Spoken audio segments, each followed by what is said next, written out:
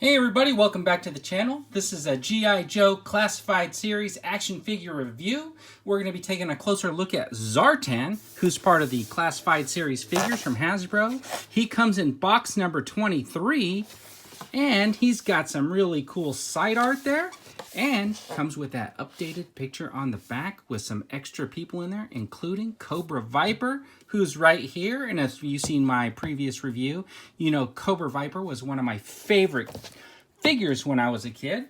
But I did have Zartan. And I know what you're thinking. You're thinking, what's up with that Zartan? And I know exactly what's up with him. A dog got to his head, nearly chewed through the whole thing, and I've been slowly trying to reconstruct the hood. I still need to go in and paint it. But anyways, let's talk about G.I. Joe Classified Series Zartan, open him up, and see what he's all about. All right, so we got Zartan out of the package, and so far he's looking kind of cool. I got him kind of decked out with this stuff. The only thing I didn't deck him out with was his gun, because while I was messing around with the figure, I couldn't really figure out where I was supposed to go. I don't see a holster on him at all. So let's just take a closer look at the figure, will we? So I did put his snake piece on and his hand claw on the back. You know, he performed some mystical martial arts, and he was the master of disguise. He speaks 20 languages. So here we got him, Zartan, and let's take a closer look at that face. It looks pretty cool in there. And this is similar to the one that I have with the hood, with the makeup on, which looks really, really cool, right? The only difference is he's got this piece on here, and mine just has it on the back. But for the most part, this figure looks pretty good. You can tell he's on your standard, one of your standard Joe bodies, probably the Duke, based on the muscle range and stuff, so probably the same body. He does have that extra joint in there, so he's going to get some good range of motion. And it's great that these pieces are loose, so it won't prohibit or any of his motion. It won't hold that arm down, which is kind of nice. So he's got an upper body flex, and he's got the one at the waist. He's got the legs that move back and forth, upper leg movement, and he's got, of course, the double jointed knee, which gives him good range of motion and no pin in there. So this is the pinless technology. If we look at the arm, we got good range of motion on that double joint, and once again, no pins in there that you can see. So this is that pinless technology arm, which is really kind of cool. So the interesting thing about this is I did deck him out ahead of time because I wanted to put his stuff on, and just handling him and moving him around like I'm just knocking everything off. So I'm just going to take that off.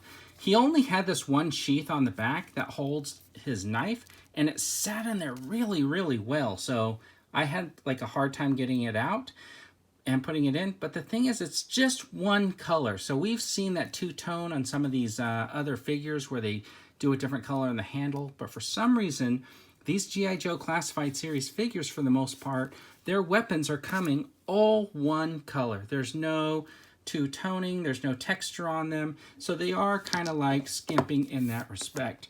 Now this Cobra's mouth is painted. It's got a different color on the inside than on the outside, and it is brown. And this claw that he has on his holster is also a little bit different color.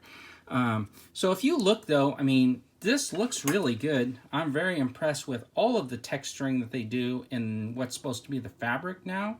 I think it looks really, really good. So let's just take a closer look at that face with that cowl on. And what we're going to do is I'm going to pull that off. It comes off super easy, so you can see the head. And, you know, because he's the master of disguise, I mean, look at those eyes. You can see those eyes. Man, I cannot paint eyes like that. I have tried. So this comes off super easy too. And the thing is, with Zartan, you know that he's supposed to be the master of disguise. So he's got to come with the alternate face. So what they did was they gave him this pack, right? And this pack just comes apart. It's super cool. Comes apart completely, and it reveals the second face in there. Now, it wasn't in the pack. I put it in there before I stuck it on his back. So the pack looks really, really neat. And when I look at this, I almost think like Mission Impossible, right? Where they're making the mask. So anyways, I was thinking before I got this figure that it was going to be something like that Rebel Soldier where the front part of the face comes off and you do a face swap. But look at this. The face is hollow on the inside. So what happens is it goes right on top of the old face. And there you go, Master of Disguise. And if you put the hood on, he looks like a new figure. And you can't even see that seal on there. It looks really, really cool, right? And I'm pretty impressed. I mean, that's pretty neat. So I'm really glad to add this figure to my collection. This is G.I. Joe Zartan. Let's suit him up and give him one last look. But before we do, I want to show you, this is the updated box art, you know, with the additional characters on here. But behind him, he came with this artwork for the Dreadnoks, which I think is a great touch for the packaging. So when you're buying these figures, and even if you're going to pitch the boxes, you know, this could be like really cool to display behind them if you got them on the shelf, if you were going to do that, even if you're going to do it outside of the box. But regardless, I think it was a nice touch to add that in there. I noticed they've done that on some Marvel Legends, and I just wanted to point it out right here.